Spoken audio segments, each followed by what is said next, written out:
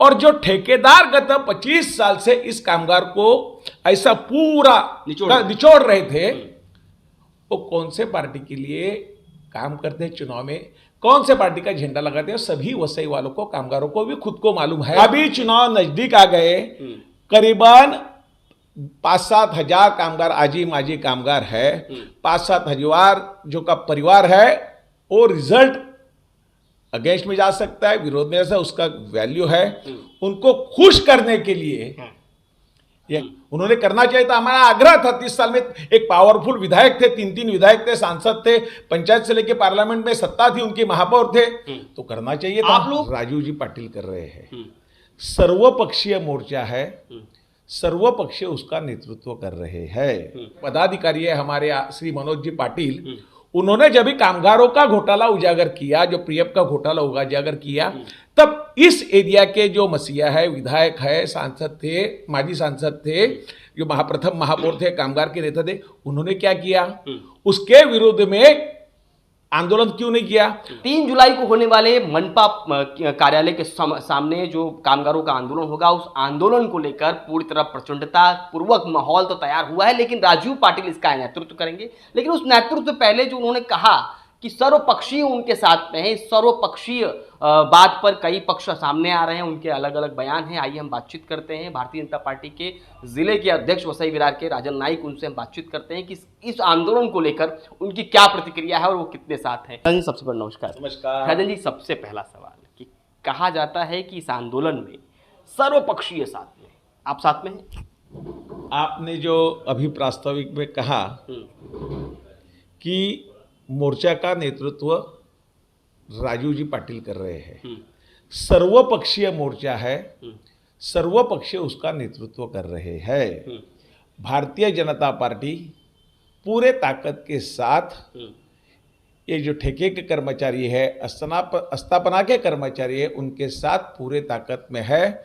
उनके न्याय के लिए उनका जो हक है, वो हक उनको मिलने के लिए भारतीय जनता पार्टी पूरे ताकत के साथ कर्मचारियों के साथ है। तो कल के आंदोलन में आप लोग शरीक होंगे, शामिल होंगे और पहुंचेंगे मनपा कार्यालय? कल जो 3 जुलाई सोमवार को 11 बजे विरार वेस्ट से जो मोर्चा प्रारंभ होने वाला है, उसमें भारतीय जनता पार्टी निश्चित रूप से शामिल हो जाएगी। भारतीय जनता पार्टी के अलग अलग लोगों के अलग अलग मत आते हैं। कई बार एक और भारतीय जनता पार्टी का मत आया है, वीडियो भी जारी हुआ है, साफ तौर पे उन्होंने सवाल खड़े किए हैं कि तब राजीव पाटिल या ऐसे लोग कहाँ थे जब इन्हीं कर्मचारियों के हक मारा जा रहा था, उनके ऊपर गुना दाखिल हो रहा था ठेकेदारों पर, तब वो कहाँ थे, सवाल खड़े किए। तो उस पर क्या कहेंगे?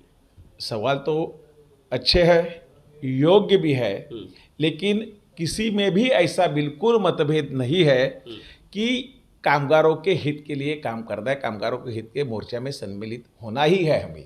तो कल के हमारे सवाल ये सभी के हैं, सभी भारतीय जनता पार्टी के कार्यकर्ता के भी मन में सवाल है, आम नागरिक के मन में भी सवाल है, कामगारों के मन में भी सवाल है, कामगारों के परिवारजनों के बीच में सवाल है, लेकिन कामगार, उनके परिजन इस सवाल मुंह से बाहर नहीं निकलते हैं, अकेले में बात करते हैं। सवाल यह है कि महाराष्ट्र में कांग्रेस की सत्ता 50-60 साल थी और यहाँ के जो लोकल पार्टी है, लोकल विधायक है, 1990 में कांग्रेस के साथ सरकार में थे। 95 से 99 तक भाजपा शिवसेना युति का सरकार उनके साथ थे। 99 से लेके 2014 कांग्रेस एनसीपी का जो सरकार था, राष्ट्रवादी का सरकार था, उनके साथ थे। 2014 में भारतीय जनता पार्टी और शिवसेना के सरकार के साथ थे। 2019 से लेके 2023 तक, 1 साल के पहले जो शिवसेना, कांग्रेस और राष्ट्रवादी की सरकार बने, उसके साथ थे, और अभी फिर भारतीय जनता पार्टी के और शिवसेना के सरकार में है। तो 33 साल सरकार में रहते हुए इन ठेका कर्मचारियों का जो आंदोलन इनको आज ही क्यों करना पड़ेगा? 33 साल में ये प्रॉब्लम क्यों नहीं सॉल्व किया? उसके लिए उनकी ताकत थी। पंचायत से लेके पार्लियामेंट तक 2009 से 2014 तक उनका राज्य था, ग्राम पंचायत से लेके सांसद तक, बिल्कुल, और टर्म्स एंड कंडीशन पे भी सरकार को उन्होंने समर्थन दिया था। उस टाइम महाराष्ट्र में जो मुख्यमंत्री थे उनसे क्यों नहीं कहा उन्होंने, जो यूडी मिनिस्टर थे उनसे क्यों नहीं कहा कि ये कामगार का प्रश्न सॉल्व होना चाहिए, इनको परमानेंट करना चाहिए, उनके जो उनका हक है वो उनको देना चाहिए, ऐसा करना चाहिए था। आज के जो प्रथम महापौर जिसका जिक्र आपने किया कि वो नेतृत्व कर रहे हैं, वो भी प्रथम महापौर थे। उनका कामगार का नेता उनको कहला जाता है। उनके कार्यकाल में उन्होंने क्या करना आवश्यक था वो किया। और हमारे पदाधिकारी है, हमारे श्री मनोज जी पाटिल, उन्होंने जब भी कामगारों का घोटाला उजागर किया, जो पीएफ का घोटाला उजागर किया, तब इस एरिया के जो मसीहा है, विधायक है, सांसद थे, माजी सांसद थे, जो प्रथम महापौर थे, कामगार के नेता थे, उन्होंने क्या किया, उसके विरुद्ध में आंदोलन क्यों नहीं किया। और जो ठेकेदार गत 25 साल से इस कामगार को ऐसा पूरा निचोड़ रहे थे, वो कौन से पार्टी के लिए काम करते हैं, चुनाव में कौन से पार्टी का झंडा लगाते हैं, सभी वसई वालों को, कामगारों को भी खुद को मालूम है। हमारा विरोध कामगारों को हक के लिए नहीं है। ऐसे करने वाले आज हम लोग कामगार के हित में काम कर रहे हैं। आप मानते हैं बरसात आ गई और कुछ लोग बाहर आ गए, ऐसा मानते हैं? सवाल ही नहीं।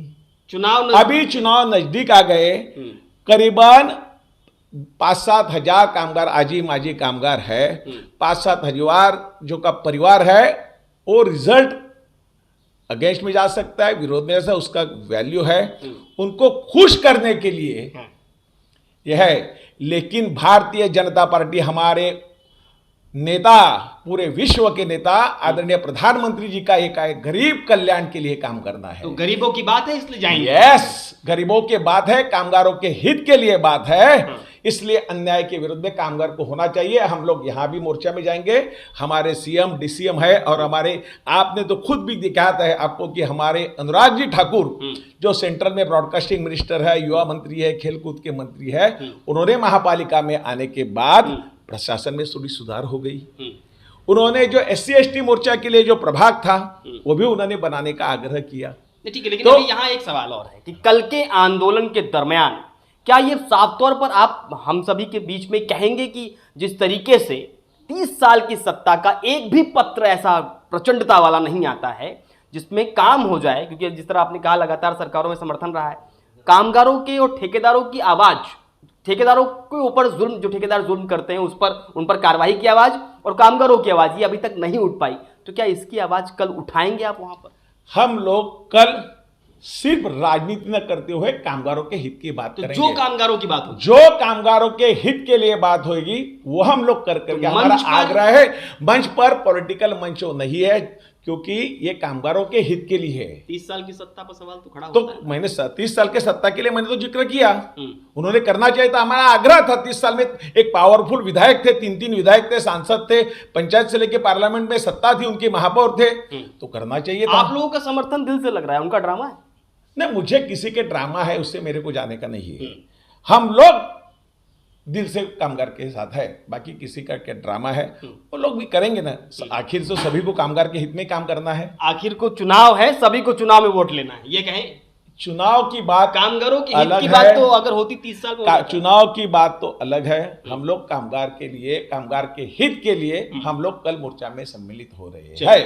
राजन नाईक थे, और राजन नाईक ने साफ तौर पे कहा कि 30-33 साल की सत्ता में लगातार सरकार के साथ सामंजस्य रहा है इनका, लेकिन फिर भी इन्हीं कामगारों की आवाज को बुलंद नहीं क्यों किया गया, क्यों नहीं बुलंद किया गया। और अगर आज आंदोलन की जरूरत पड़ रही है तो निश्चित रूप से भारतीय जनता पार्टी साथ खड़ी रहेगी, मंच साझा करेगी, आंदोलनों में और हुंकार भरेगी, लेकिन सवाल ये भी करेगी कि 33 साल की सत्ता ने आखिर कामगारों का हक क्यों नहीं दिलाया। अब देखना यह होगा कि राजन नाईक के इस बयान के बाद में कल के आंदोलन का स्वरूप है वो कैसा तैयार होता है और क्या कुछ निकल कर सामने आता है।